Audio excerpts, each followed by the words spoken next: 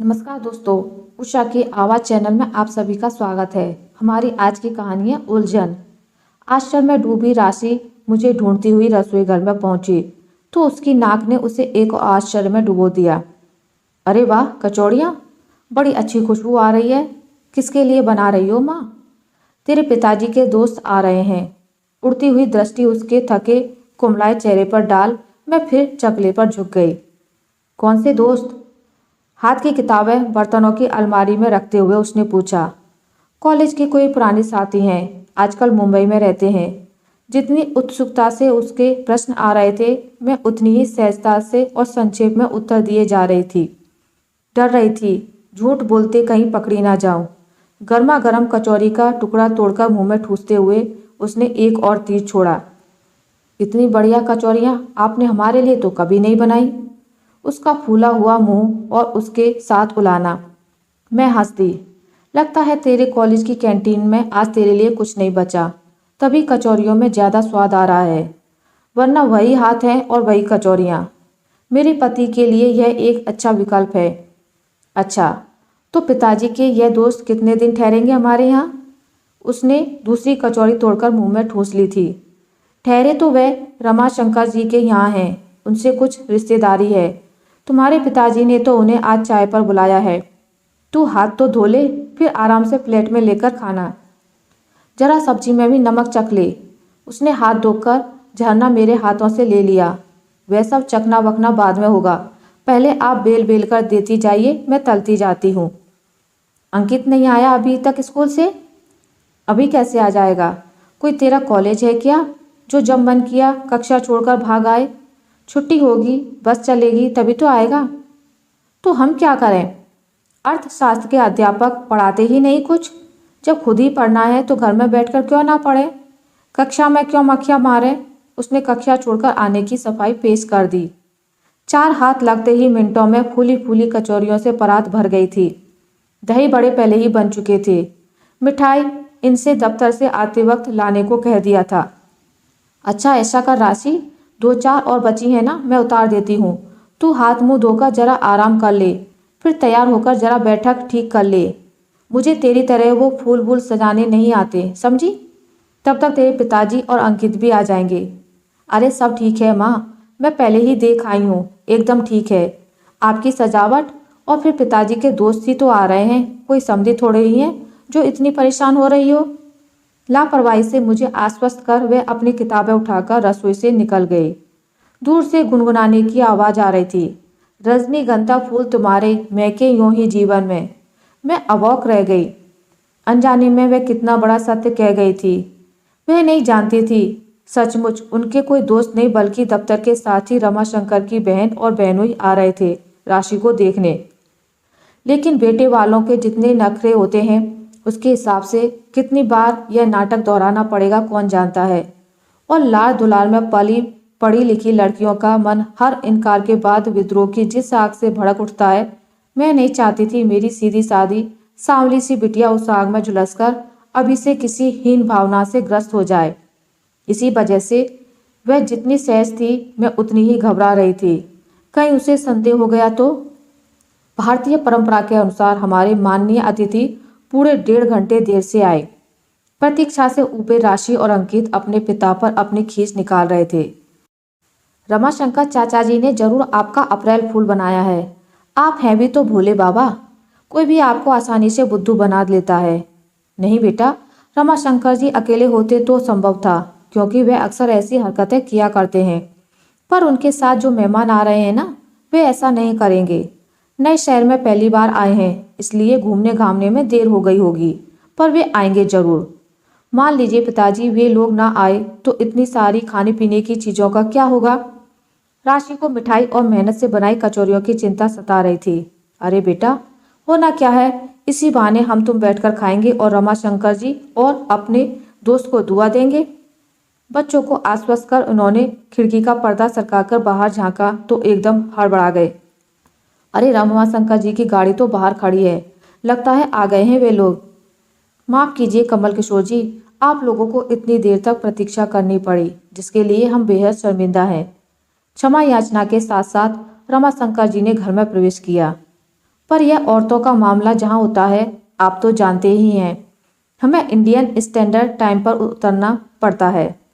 वह अपनी बहन की ओर कनखियों से देख मुस्कुरा रहे थे।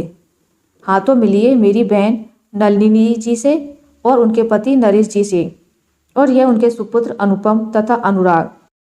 नलिनी बहन, यह है कमल किशोर जी और इनका हम दो हमारे दो वाला छोटा परिवार, राशि बिटिया और इनके युवराज अंकित। रमाशंकर जी, हमारे बच्चों को यह गलतफहमी होने लगी थी कि कहीं आप भूल तो नहीं गए आज का कार्यक्रम। सबको बिठाकर कमल किशोर जी बोले। रमाशंकर जी ने गोल गोल आंख मटकाते हुए अंकित की तरफ देखा। वाह मेरे प्यारे बच्चों, ऐसी शानदार पार्टी भी कोई भूलने की चीज होती है भला। अरे अंकित बेटा, दरवाजा बंद कर लो, कहीं ऐसा ना हो कि इतनी अच्छी महक से बहकर कोई राह चलता अपना घर भूल इधर ही घुस आए। अपने परिचित हास्य मिश्रित अभिनय के साथ जिस नाटकीय अदा से रमाशंकर जी ने ये शब्द कहे, उससे पूरा कमरा ठहाकों से गूंज उठा। प्रतीक्षा से बोझिल वातावरण एकाएक हल्का हो गया था। बातचीत आरंभ हुई तो इतनी सहज और अनौपचारिक ढंग से कि देखते देखते अपरिचय और दूरियों की दीवारें ठह गईं। रामाशंकर जी का परिवार जितना सभ्य और सुशिक्षित था, उनके बहन बहनोई का परिवार उतना ही सुसंस्कृत और शालीन लगा। चाय पीकर नलिनी जी के पास रखी अटैची खोलकर सामान मेज पर सजा दिया। मिठाई के डिब्बे, साड़ी का पैकेट, सिंदूर रखने की छोटी सी चांदी की डिबिया। फिर राशि को बुलाकर अपने पास बिठाकर उसके हाथों में चमचमाती लाल चूड़ियां पहनाते हुए बोली, यही सब खरीदने में देर हो गई। हमारे नरेश जी का क्या है, यह तो सिर्फ बातें बनाना जानते हैं, पर हम लोगों को तो सब सोच समझकर चलना पड़ता है ना। पहली पहली बार अपनी बहू को देखने आ रही थी तो क्या खाली हाथ चली आती। बहू, मैंने सहसा चौंक कर खाने के कमरे से झांका तो देखती ही रह गई। राशि के गले में सोने की चेन पहनाते हुए वह कह रही थी, लो बेटी, ये साड़ी पहनकर आओ तो देखें तुम कैसी लगती हो। तुम्हारे ससुर जी की पसंद है। राशि के हाथों में झिलमिलाती हुई चूड़ियां, माथे पर लाल बिंदी, गले में सोने की चेन। ये सब क्या हो रहा है? हम स्वप्न देख रहे हैं अथवा सिनेमा का कोई अवास्तविक दृश्य? घोर अचरज में डूबी राशि भी अलग परेशान लग रही थी। उसे भी तो यह नहीं मालूम था कि उसे कोई देखने आ रहा है। हाथ की प्लेटें झांकी तहाँ धर में सामने आकर खड़ी हो गई। क्षमा कीजिए नलिनी जी, हमें भाई साहब ने इतना ही कहा था कि आप लोग राशि को देखने आएंगे, पर आपका निर्णय क्या होगा उसका तो जरा सा भी आभास नहीं था, सो हमने कोई तैयारी भी नहीं की। तो इसमें इतना परेशान होने की क्या बात है सरिता बहन, बेटी तो आपकी ही है, अब हमने बेटा भी आपको दे दिया। जी भर के खातिर कर लीजिएगा शादी के मौके पर। उनका चेहरा खुशी के मारे दमक रहा था। अरे आ गई राशि बिटिया, लो रमाशंकर देख लो साड़ी पहनकर कैसी लगती है तुम्हारी बहू रानी।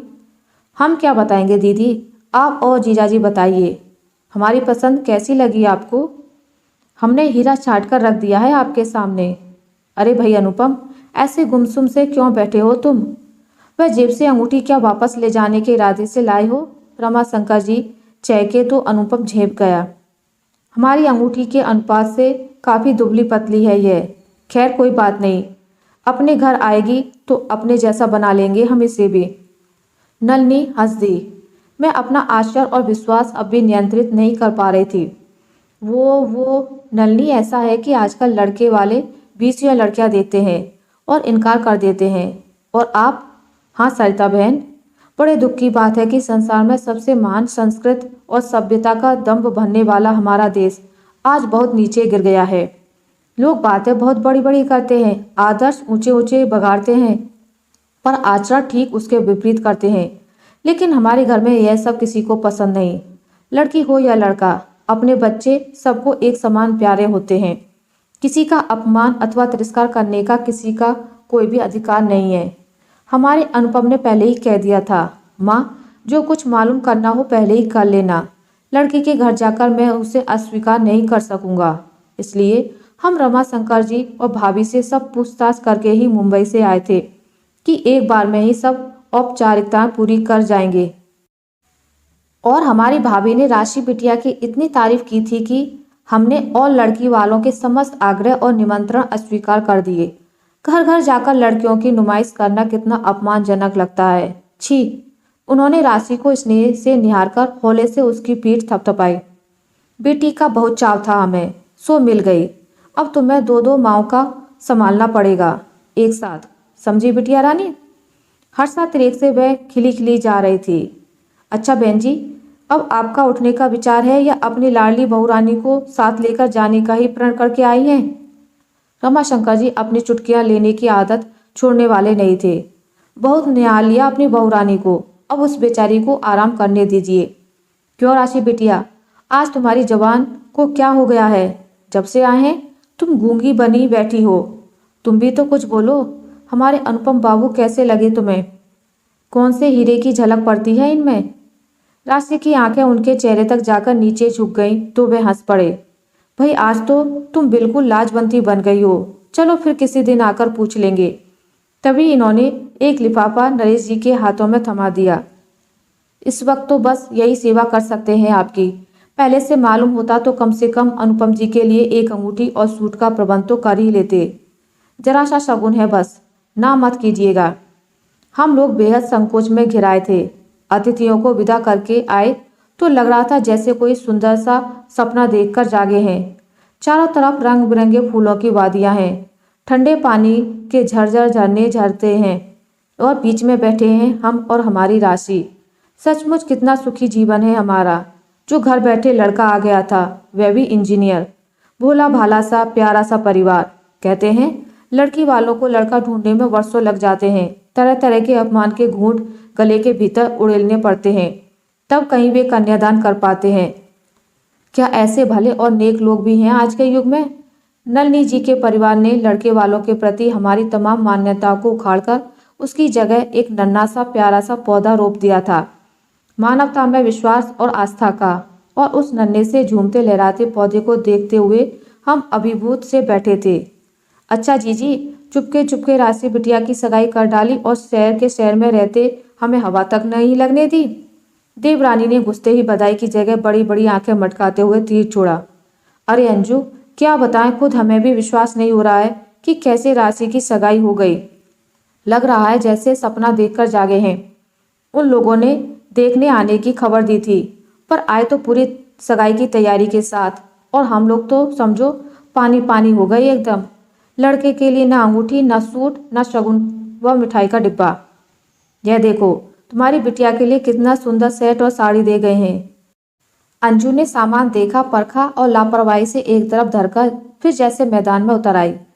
अरे अब हमें मत बनाइए जीजी, इतनी उम्र हो गई शादी ब्याह देखते देखते। आज तक ऐसा ना देखा ना सुना, परिवार में इतना बड़ा कारज हो जाए और सगे चाचा चाची के कान में भनक भी ना पड़े। अंजू, इसमें बुरा मानने की क्या बात है? ये लोग बड़े हैं, जैसा ठीक समझा किया। उनकी बेटी है, हो सकता है भैया भाभी को डर हो कहीं हम लोग आकर रंग में भंग न डाल दें, इसलिए। मुकुल भैया, आप भी हम पर इतना अविश्वास? भला शुभ कार्य में अपनों से छिपाव क्यों करते? छोटे भाई जैसे देवर मुकुल से मुझे ऐसी आशा नहीं थी। अच्छा रानी जी, जो हो गया सो हो गया। अब ब्याह भी चुपके से ना कर डालना। पहली पहली भतीजी का ब्याह है, सगी बुआ को ना भुला देना। शीला जीजी दरवाजे की चौखट पर खड़े खड़े तानों की बौछार कर रही थी। हद करती हैं आप जीजी, क्या मैं अकेले हाथों लड़की को विदा कर सकती हूँ? क्या ऐसा संभव है? संभव असंभव तो मैं नहीं जानती बीबी रानी, पर इतना जरूर जानती हूँ कि जब आधा कार्य चुपचाप कर डाला तो लड़की विदा करने में क्या धरा है। अरे मैं पूछती हूँ, रज्जू से तुमने आज फोन करवाया, कल ही करवा देती तो क्या घिस जाता? पर तुम्हारे मन में तो खोट था ना, छिपाव अपनों से। शीला जीजी हाथ का झूला सोफे पर पटक कर स्वयं भी पसर गईं। उफ, इन बसों का सफर तो जान सोख लेता है, पर क्या किया जाए। सुनकर बैठा भी तो नहीं गया। जैसे ही यह दफ्तर से आए सीधे बस पकड़कर चले आए। अपनों की माया ममता होती ही ऐसी है। भाई का जरा सा सुख दुख सुनते ही छटपटाहट सी होने लगती है।